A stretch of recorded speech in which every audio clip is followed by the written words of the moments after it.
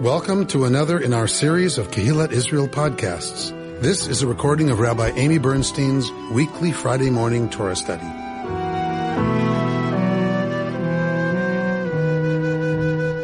We are engaging with the words of Shelach Lecha this morning in the book of Numbers. Our triennial reading puts us in chapter 14. So find the beginning of chapter 14. It starts, I guess, at verse 8 or something, but we'll back up just a little bit to get our bearings. 6. So we're in the second year of the triennial reading, which puts us at the end of the story of the scouts. And so what we'll deal with this morning mostly is the text and the ideas surrounding what happens as a result of the scouting disaster. What happened? Let's just recap a little bit. What happened? What is the story of the scouts? Well, the scouts came back and they were frightened, and they were telling about how big the problem was, and that they didn't think they were ready. So, whose idea was it to send scouts? That's kind of a trick question, but it was either Moses or God. It was either Moses or God, right? Pick one. So the tradition is ambivalent about who really wanted the scouts to be sent. So it's God who says to Moshe, Shelach Lecha, send for yourself scouts. So the tradition wants to put it on Moses. That God said, go ahead and send them because you seem to need them. You seem to want them. So, okay, I give you permission, send for yourself scouts. Because the tradition gets it that already there's something inherently problematic sending, right, scouts to the land who are going to come back and bring a report, especially since we know how the story ends. So there's kind of this complicated relationship to whose idea this is in the first place. But they're not just anybody. These scouts are leaders. They are prominent leaders in the community. And so whatever they say is going to be taken differently as authorities than had 12 shlubs been sent, right? Theoretically, if the people believed Moses and God, they wouldn't have to send the scouts. Theoretically. Yeah, theoretically, they wouldn't have to send the scouts. So, because they would just believe everything. Part of the question becomes, why are they sent? Right? And so that it becomes kind of a military scouting expedition, right? Like how we're going to take the cities, not whether or not we can take the cities. That's been assured. God has already promised that's going to happen. So 12 scouts go. How many come back with a negative report? 10. And they are called Edah. They are called the community of Israel. So this is where we get that a minyan is 10 people. This is where the word Edah is used first in Torah, said of the 10 scouts who give this negative report. And so Edah, a community, must mean at least 10. So they come back, they give a negative report saying the inhabitants are giants. Their cities have these walls that are absolutely inconquerable. There's no way we can do this. And they spread panic among the people. And then the people get whipped up into a frenzy, as we are wont to do. And they say, forget it, we can't do this, right? There's no way we can go take those cities. You heard the report. And the people, as usual, who do they turn on? Their leaders, right? As we are wont to do.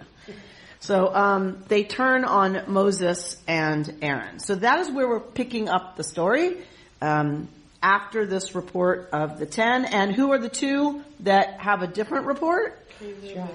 Joshua and Caleb, right?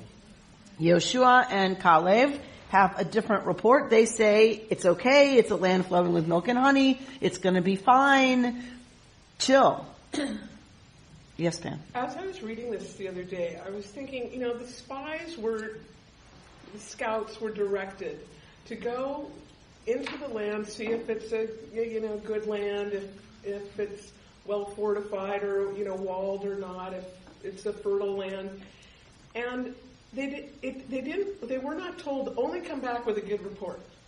They were told go check it out and come back with your opinion. And so 10 of them, from their perception, that was their opinion. And so it seems like that shouldn't be considered a sin, or else they were set up. Then we don't really want your opinion. Come back with a good report.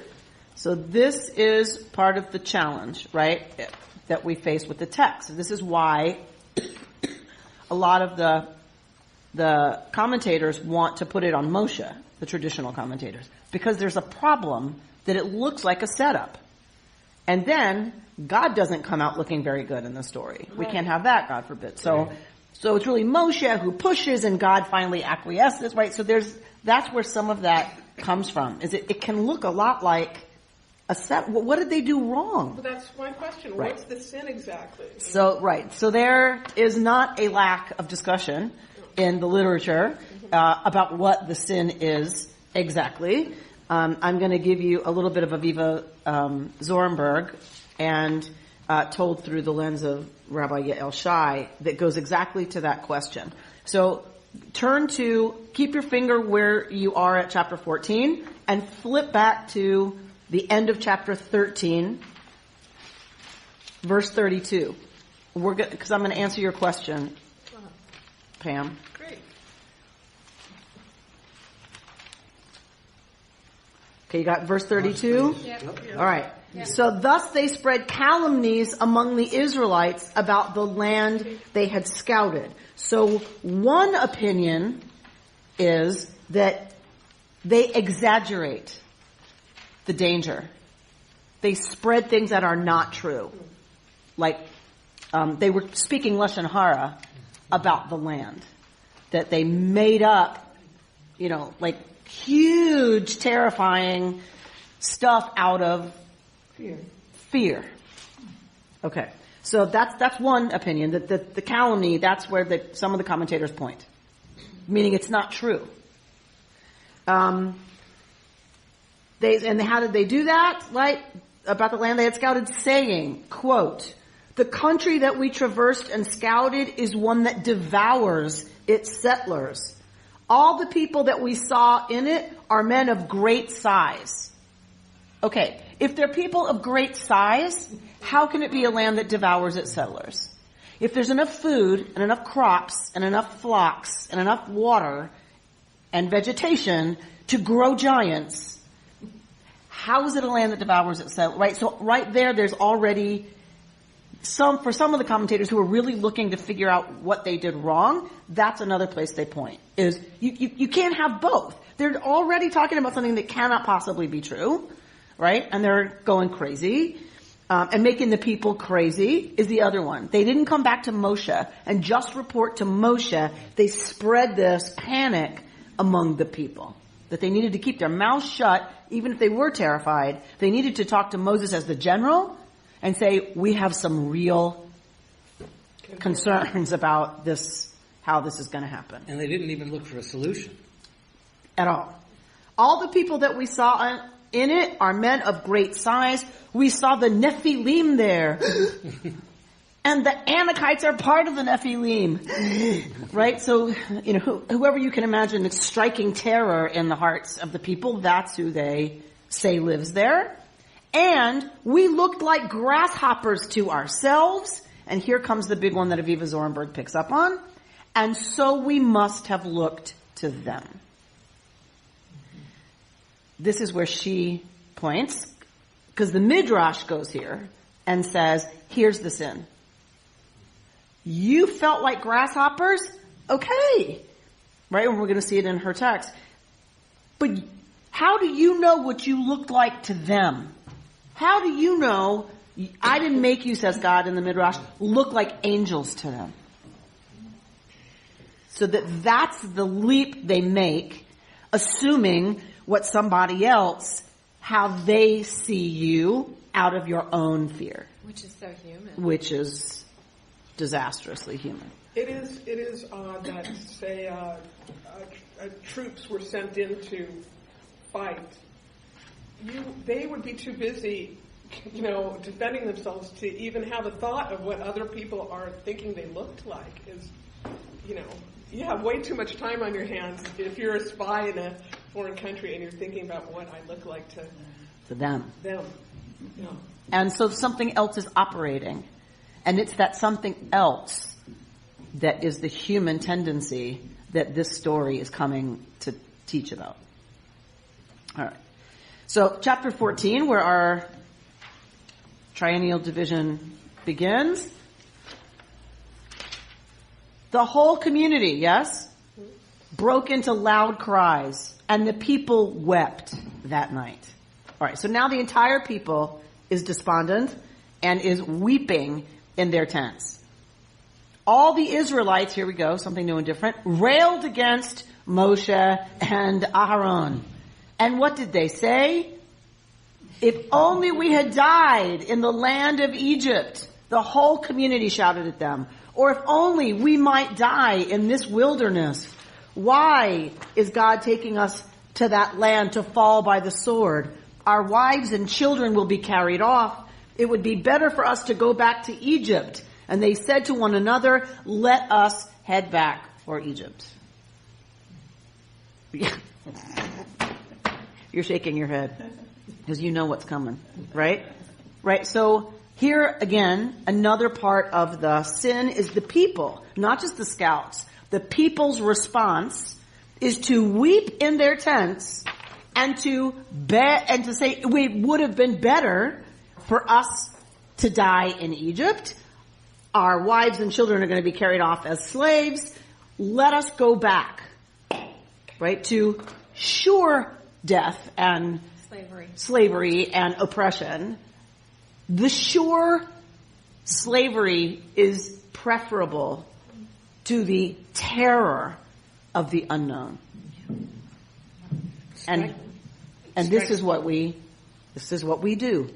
We'd rather go back to the Egypt we know than rally what it would take to really address the fear of moving forward and the risk involved in moving forward. Bert, what were you going to say? Yeah.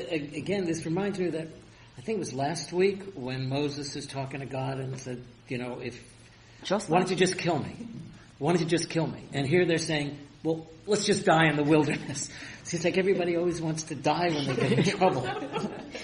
And go back to Egypt. And remember, like what they just said, that just put in motion a bunch of stuff that, because you can hear, if you know the story, you can hear God going, done.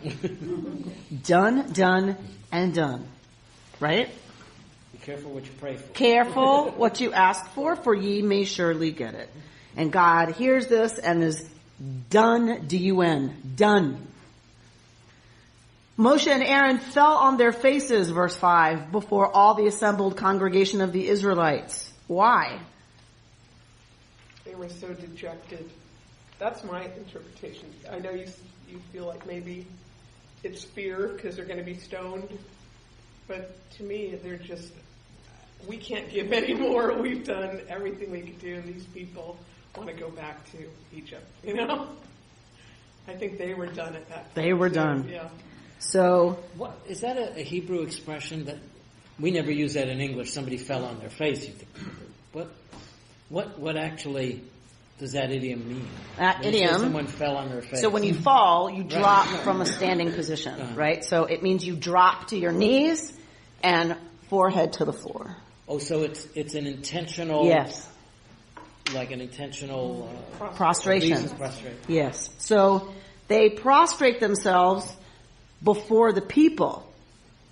So the rabbis want to see Moshe as always being concerned for the people. And so what he's doing is he is praying. Who is he prostrating himself before?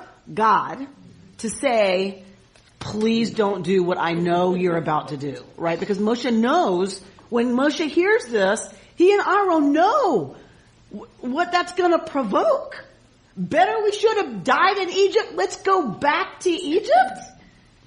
Oh my God, right? They know what's coming. So, but it doesn't make a lot of sense because there hasn't been a punishment yet for them to, right, want to be, but possibly. Some say it is out of fear that who they're prostrating themselves before is the mob. The mob are ready to tear them apart. And what do when someone's coming at you? You roll over, right? Dogs know this. You become humble and passive, or you're torn to pieces.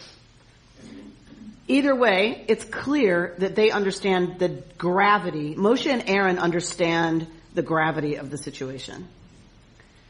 Joshua, son of Nun, and Caleb, son of Yefuneh, of those who had scouted the land, rent their clothes and exhorted the whole Israelite community. The land that we traversed and scouted is an exceedingly good land. If God is pleased with us, God will bring us into that land, a land that flows with milk and honey, and give it to us. Only you must not rebel against God. Have no fear then of the people of the country, for they are our prey. Their protection has departed from them, but God is with us. Have no fear of them. As the whole community threatened to pelt them with stones, the presence of God appeared in the tent of meeting to all the Israelites. So Caleb and Yoshua get it. They rend their clothes. What is that about? What is rending one's clothes about? Mourning. It is the response to hearing that somebody's died. You tear your clothes. They know that this is not going to be good. And they try to calm the people down. We were there. We saw, right? It's good. And if God is pleased with us, we'll be brought into that land. And actually it's chafetz. The word in Hebrew is chafetz. If God desires us. So Rabbi Zornberg plays with this a lot. This idea of God desiring the people and the people not being able to believe that they are desirable. That's the sin. That's not even sin. That's the blockage that prevents them from being able to see the good, is that they cannot experience themselves as desirable. And if I'm not lovable, if I'm not desired by God, I'm not going in. And that this is what the whole thing hinges on. And we'll look at that in a moment. But we know something's got to happen first. Right? So, and God said to Moshe, how long will this people spurn me? And how long will they have no faith in me, despite all the signs that I have performed in their midst? I will strike them with pestilence and disown them, and I will make of you a nation far more numerous than they. But Moshe said to God, when the Egyptians from whose midst you brought up this people in your might hear the news, they will tell it to the inhabitants of that land. Now they have heard that you, O God, are in the midst of this people, that you, O God, appear in plain sight when your cloud rests over them, and when you go before them in a pillar of cloud by day and a pillar of fire by night. If then you slay this people to a man, the nations who have heard your fame will say, it must be because God was powerless to bring that people into the land.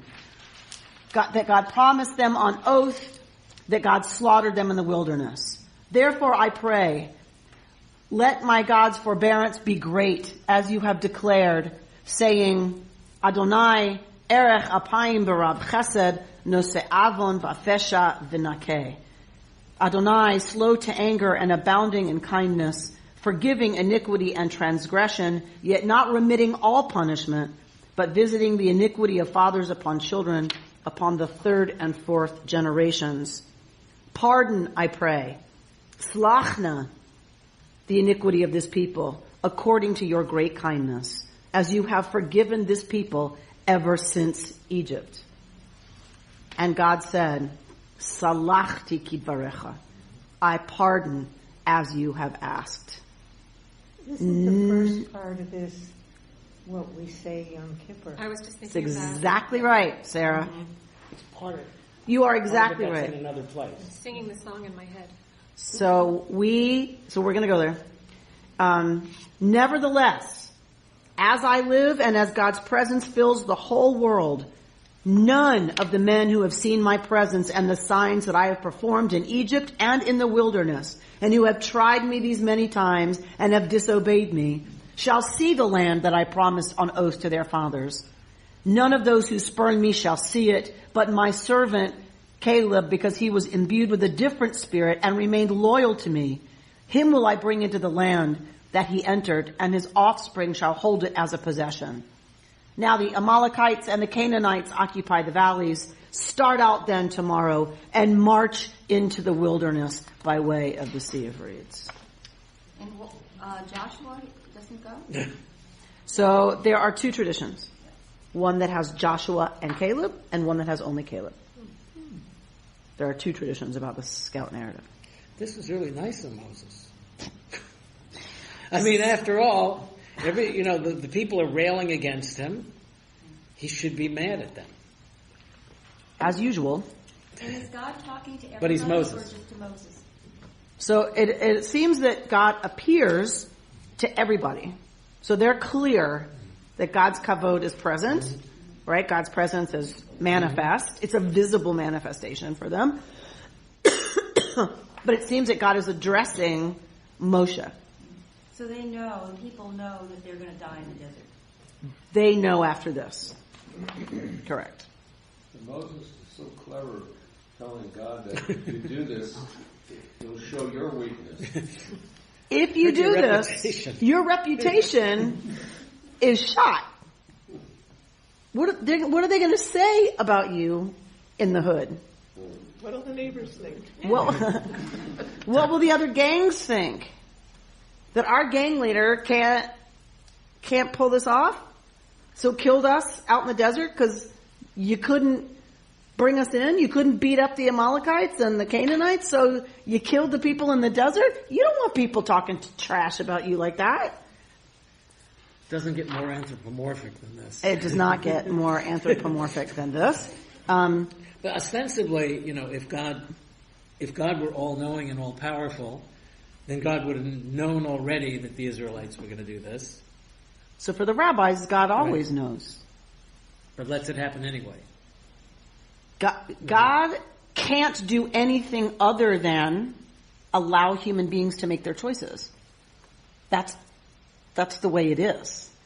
Even God is limited? Even God chooses to be limited. To be limited. By limiting God's self, God grants to humanity free will. And has to live with the consequences. And I think this is one of those times where God is like, what was I thinking? Creating humanity, right? It's one of those times where it's like, this is just a losing enterprise. Does this mirror what happens before the flood, in a sense? When God looks at all the people of the world and says, I think I need to start over? And regrets having made humanity. It is clearly the divine instinct who of us who are parents have not had such a moment of regretting having created or adopted this human. Right? There are these terrible, terrible existential moments of just get out of my way because I'm taking her out. So that's what God says to Moshe, get out of the way because I'm done. I'm done. And I'm going to start over with you. This is the Noah project. But Noah did not do what Moshe does. This is how Moshe is a tzaddik, and Noah is righteous only in his generation. Moshe is a tzaddik because Moshe says, wait, no. You don't want to go there. So, of course, for the tradition, God is not convinced by the first part of Moshe's argument, but by the second part. Right? God's reputation, what would it say about God if that is what moves God to forgive the people? Right? So for the tradition, they don't like that. Instead, it is when Moshe quotes God When Moshe quotes God to God, God has to think a little bit differently about really what God's about to do. So why do we know this? So Moshe says to God, wait. You are, if I recall, Erech Apayim, Rab Chesed Ve'emet, Nosei Avon Vafesha B'chata V'nakeh. How does Moshe know that? How does Moshe know God is slow to anger, forgiving, loving? When God passed before Moses, when Moses was in the cleft of the rock. Because God said so. Back in Exodus. Moshe says, let me see you. And God says, a human being cannot see me, v'chai, and remain living in the same way. I put in parentheses always, in the same way. Doesn't mean you can't see me. It means you can't see me in the chai. And you need the chai right now. You have a job to do. So don't worry about seeing me. You need to be doing life, and you can't do that if you confront the reality, capital R, that is God. So go about your business. I will tell you something. And God self-discloses, Adonai, Adonai, El Rachum V'Chanun. So God says, as God passes before Moshe, Adonai, Adonai is a God of mercy and compassion, slow to anger, right? And so Moshe quotes God, that incident here to God, saying, so, like obliterating the people, slow to anger. They really don't go together very well. And it's God hearing God's own self-disclosure of who God understands God to be that convinces God to not act contrary to those words. In a way, this mirrors Abraham and the Sodom and Gomorrah story, where Abraham says, God, you're a just God. How can you do this? Kind of correct. It's like again, a kid looks at you and says, but you told me. Absolutely. And the Abraham story, where God doesn't say Isaac. So Abraham and Moshe, both people who argue with God when God is fixing to do something that the people deserve. Let's be clear. Which is why I love it that this is part of the Yom Kippur liturgy, as Sarah pointed out. Why do I love that? Because the people deserve to be obliterated in this moment. And it is in that moment that Moshe prays these words, so we pray them on Yom Kippur. The words that worked. We pray them with fervor on Yom Kippur because we know what we deserve for the ways we've behaved. But what we want is what these people got, which was, they didn't get what was justice. They got a response that was about compassion. And the words that we include in that liturgy, right? Pardon, I pray the iniquity of this people according to your great kindness. We pray these words every Yom Kippur, as you have forgiven this people ever since Egypt. Lest we forget from whom we descend. We descend from the people who complained from the moment they left Egypt. These are our ancestors. This is who we are. And God says, Salachti kidvarecha, right? So the music for this is very powerful, as you can imagine. Salachti kidvarecha, I have forgiven in accordance with what you've spoken, what you've said. So if that's true, if they are forgiven, why does it go on to say they're going to die in the desert? I will do just as you have urged me. In this very wilderness shall your carcass drop. He allowed them 40 more years of life. So they get to live. They don't get to go into the land. Yeah, and as you've brought up a number of times, that time in the desert, maybe they didn't really want to go into the land. Maybe they wanted to stay in the desert in that special time period under the protection so close to God. Maybe they really didn't want to go into the land. Isn't this part of that interplay between justice and compassion? In what sense? Well, in the sense that, strict justice would have been, like you said, kill them. Mm-hmm. But nevertheless, God acted with compassion to let them live. In other words, it wasn't wiped 100% clean for them.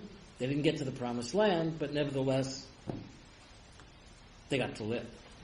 So for some people, it's a mitigated punishment that they get to live, but they're still punished. Right? Thus you shall know what it means to thwart me, right? Says the text. So it's very clear, and God is still angry for those who spread such calumnies about the land, right? So, I mean, God is not happy. Other people see this as consequence. God finally gets it. God finally learns that this people is not ready. They cannot go up into the land. They are slaves, and even though they were freed, even though they witnessed all of these amazing things, and their rescue, and the chafetz God has for them, the desire that God has for them, they cannot see themselves as desirable. They cannot see themselves as lovable. Therefore, they continually reject the promise of love. I will bring you safely into our new home. And they cannot believe it. They are unable to believe it. And so they cannot go up into the land. It has to be their children. And that God finally gets it here. And that's what this is about. It's about God articulating the reality. They're too broken. They're too weak.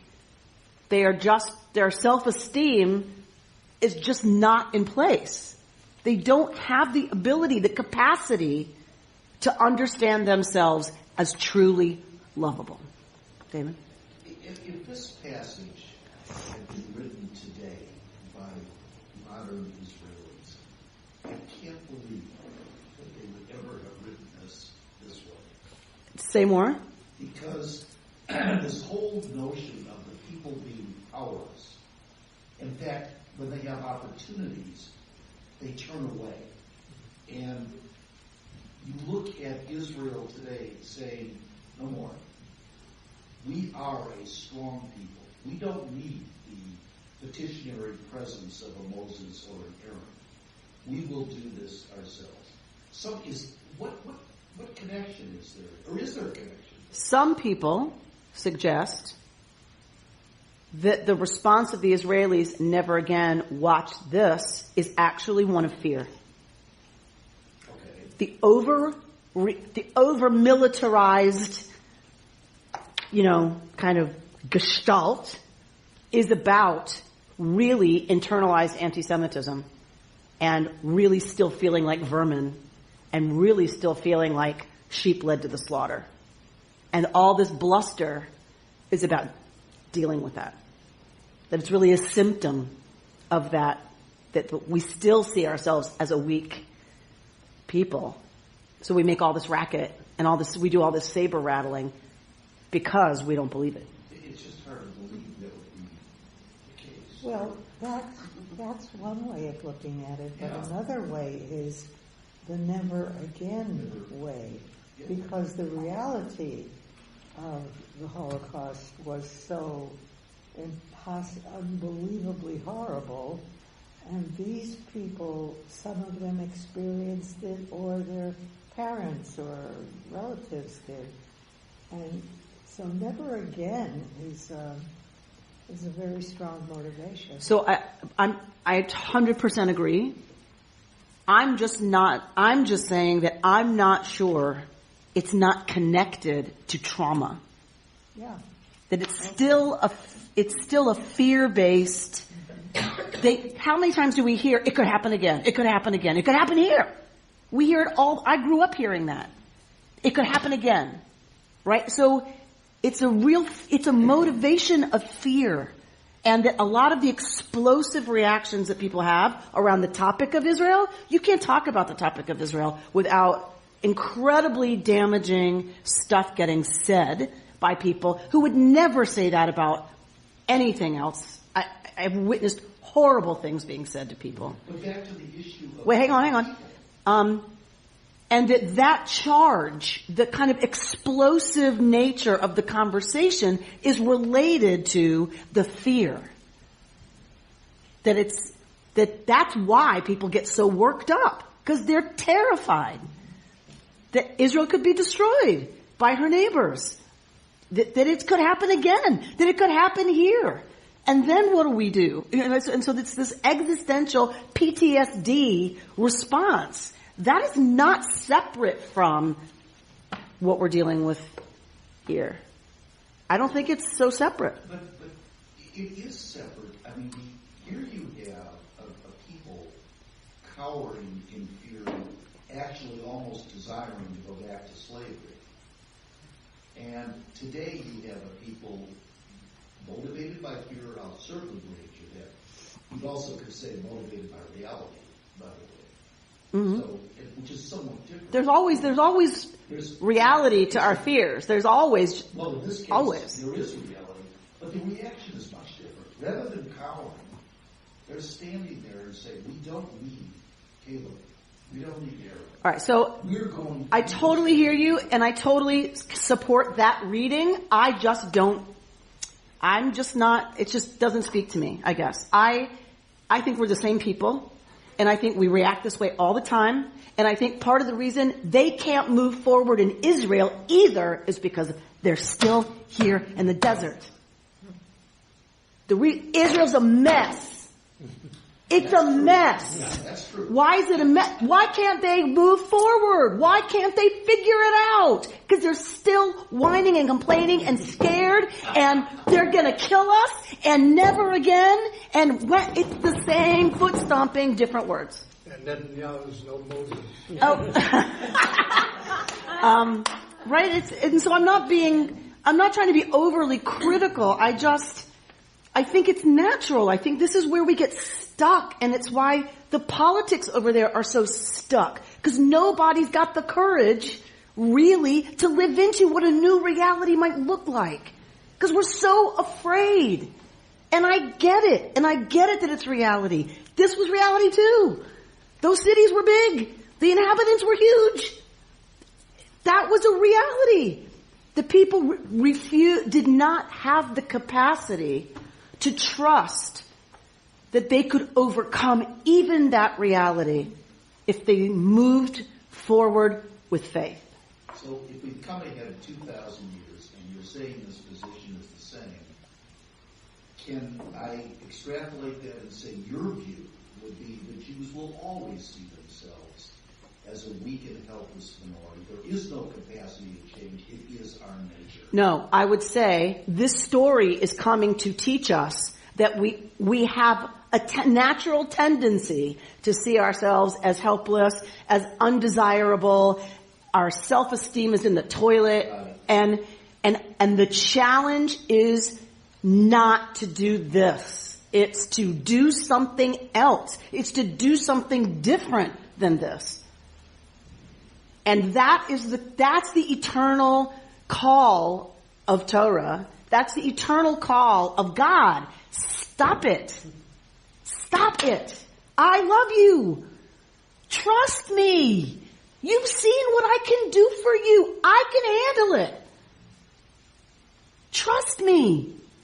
And that's the eternal call of this story. Can we do that?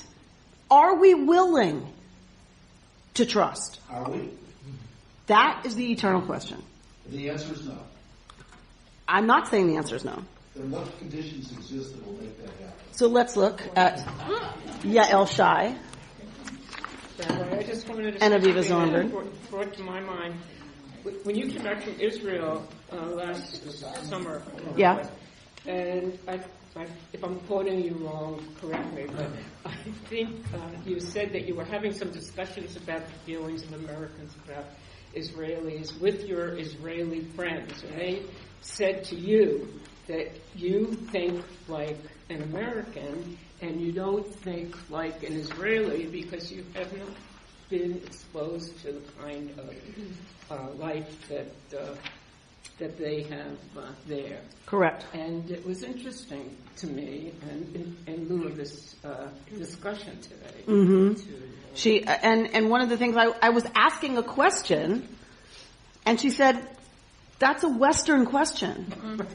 Like even your question is not a Middle Eastern question. You're asking is a Western question. What was the question? Yeah. Like, why can't y'all figure it out over here? Like, what's the problem? You know, like, and she's like, that's a Western question. One of the problems is all you have to do is look at the map and see where the Golan is, where Syria is, where Saudi Arabia, they're really surrounded. 100%. It's very hard to understand someone if you have not stood in their place. Absolutely. Absolutely. And that works both ways as well. And this is a I mean, Israel or no Israel, whatever, in whatever situation, sometimes disagreements have to do with people are standing in different places and what they're seeing is something different.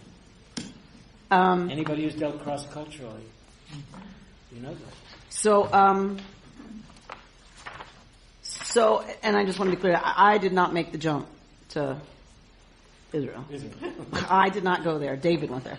All right, so 13.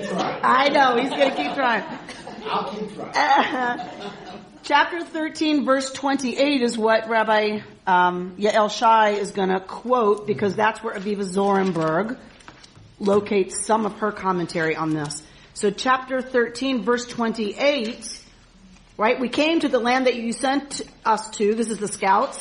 It does indeed flow with milk and honey, and this is its fruit. And they bring gorgeous, amazing, huge grapes, right? That's why we have that picture on the Kedem wine of the guys with the big thing of grapes, right? Because the scouts brought those back.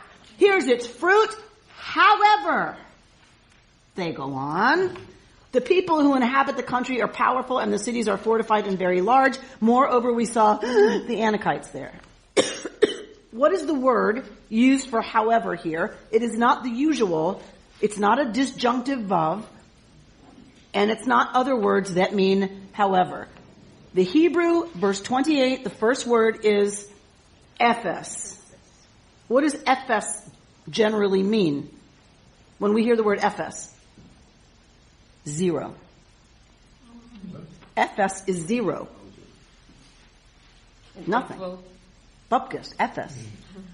Okay? So that's what we're going to be working with. Ephes. So drop down to that word. You'll see Numbers 13:28 on your sheet. Drop down below that.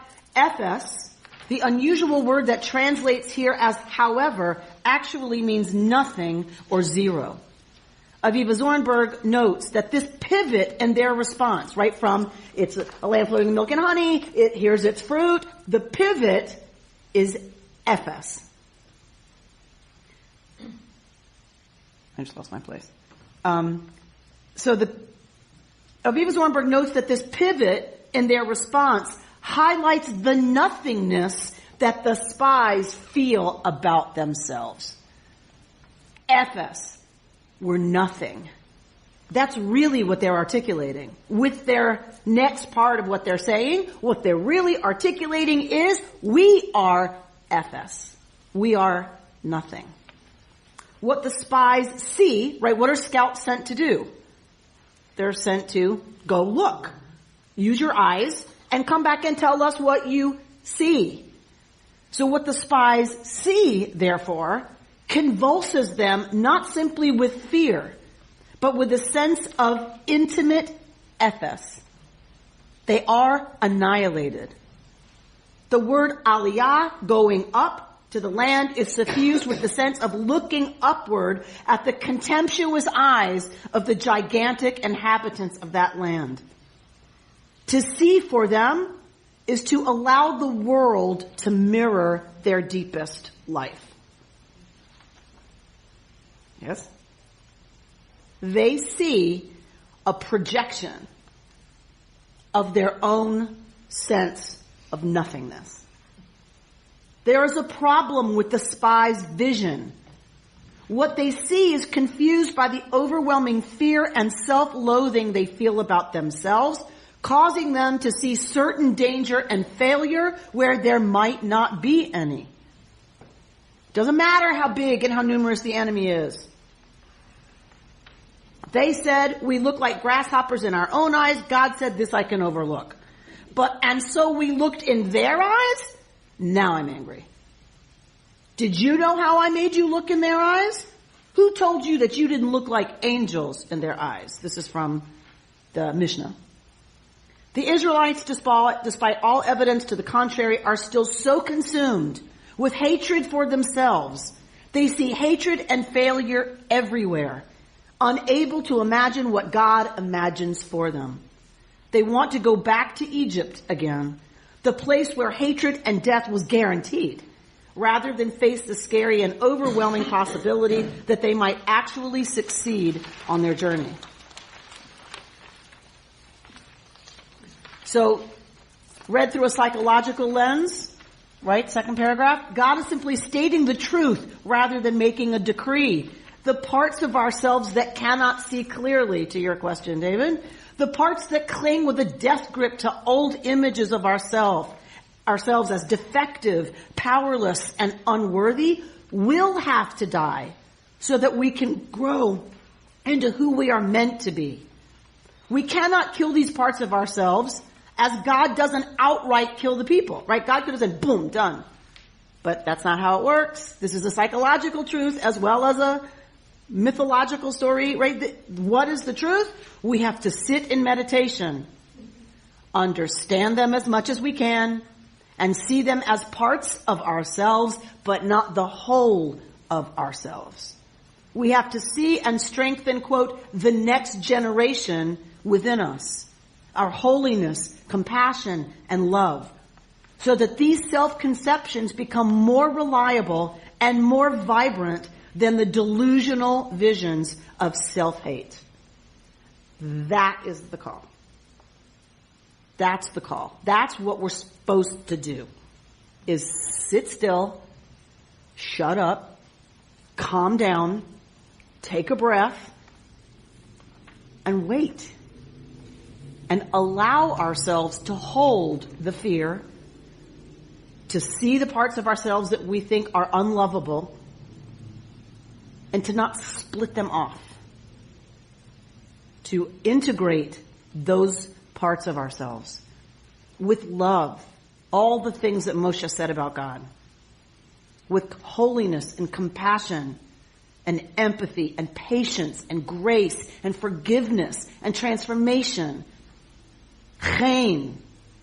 We are to hold those parts of ourselves in that way, because then that trope becomes the dominant trope, that we are lovable because we're doing it. I am lovable when I experience love of myself. And we're so afraid that we turn and we want to go back to Egypt. Because the suffering, that's familiar. That's something I know about. Being unlovable, being unloved, being the victim. That's easy. Blanche? I know that here in the United States we have such a problem integrating with the people we've invited to come to our country, and the people of color. Mm-hmm.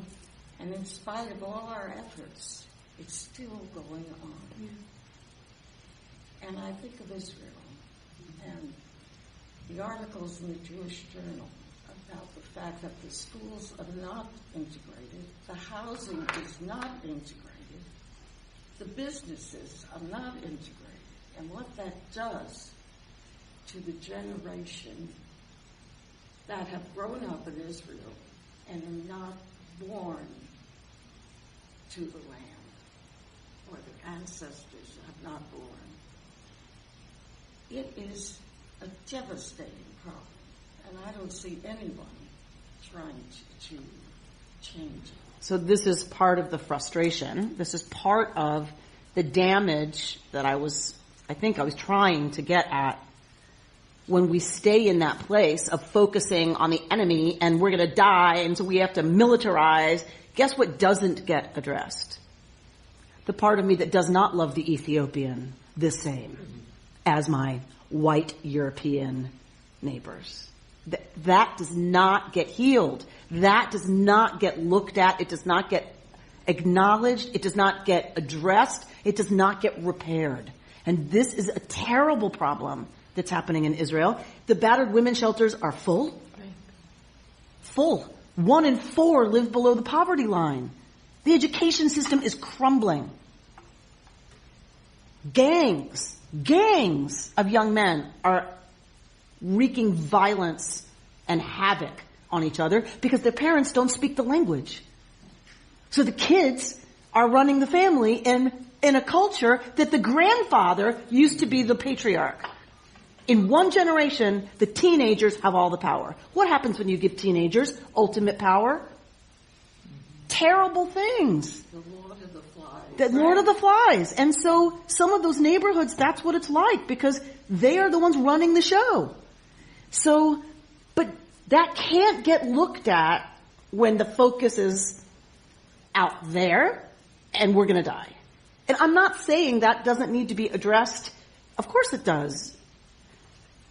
The hyper focus on it, though, and this is from talking with Israelis. This is not my opinion. This is hearing from Israelis like Anat Hoffman, who says as long as we're going to spend most of our money on the military, there is no money for schools. It's like here. There's no money for infrastructure. There's no money to make something of the next generation, to truly look at issues of integration, of sexism, of religious pluralism. There's no energy or resources left when it's all gobbled up by the matzav, the situation. And so definitely yes and yes, and for us individually, the same thing happens, is what Yael Shai is saying, right? That we focus on what's out there out of a sense of, true struggle with feeling lovable. And we focus so much out there that we don't focus on the broken, damaged, wounded parts of ourselves. And when we split that off, it always has a lot more influence, right? Than when we do exactly what we think we're not capable of, which is loving even those parts of ourselves. Turn over your packet to page 142. This is from Aviva Zornberg's book, Bewilderments, her work on the Book of Numbers.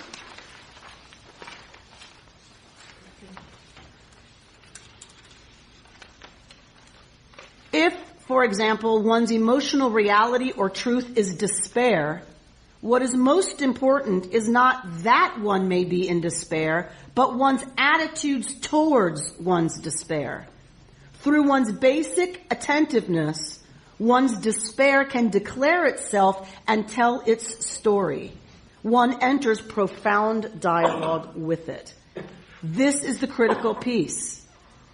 Yes? That we despair is not the problem. That we over-identify with despair is the problem. We don't want to go there. But really it rules everything we do, every decision we make, every relationship we enter. What she's saying is, it's our attitude towards our own despair and our ability to have deep dialogue with that part of ourselves that enables healing, that enables real love to happen. Trust that I'm lovable. Therefore, a willingness to enter healthy, loving relationship. And what she's talking about is the divine human, right, that we see here in this parsha. That God so wants this people to live into what God sees for them. And they just can't do it. It is striking, third paragraph on the page, that only after Moses, at the beginning of Deuteronomy, has confronted the people with the full extent of their hatred, can he begin to explore a new vocabulary of emotional connection between his people and God. Loving, yearning, desiring, right? This word chafetz that we saw in our text appear for the first time in the language of relationship, a movement of feeling flowing both ways. For instance, God asks for their love because, quote, it was only your fathers that God desired in God's love for them, so that God chose you, their descendants, from among all peoples this very day. Right? So this is Deuteronomy. Moshe's trying to tell them, God loved your ancestors. That's why you have been chosen, because you're theirs. And God desired your ancestors. God's desire becomes an existential reality for the Israelites. They become capable, to your point, David, of seeing themselves as desirable and desired. And on this basis, they can be asked to love God litov lach, for your good. And later, somewhere else, she says, bechol levavcha, with all your heart. Right? That's in Deuteronomy. And remember we've studied the two vets. It should be one vet, your heart, libcha, and it's levavecha, two vets. Why? Not a vet. Two vets, and the Sfat Emet teaches, so she's quoting the Sfat Emet, with both your hearts, your evil inclination and your good inclination. You must love God with both. That is to this point. Only when we can understand and accept ourselves, experience ourselves as desired and desirable, can we have a free flow of that between us and the divine. Only then can we love God with both our hearts, our whole selves, and only then can we love another human being that way, the reflection of the divine, and be loved and open ourselves to trust and be vulnerable enough to truly be seen, known, witnessed, and held in our own complicated glory. You've been listening to Rabbi Amy Bernstein's Friday morning Torah study from Kehillat Israel in Pacific Palisades, California. For more information, go to our website, www.ourki.org.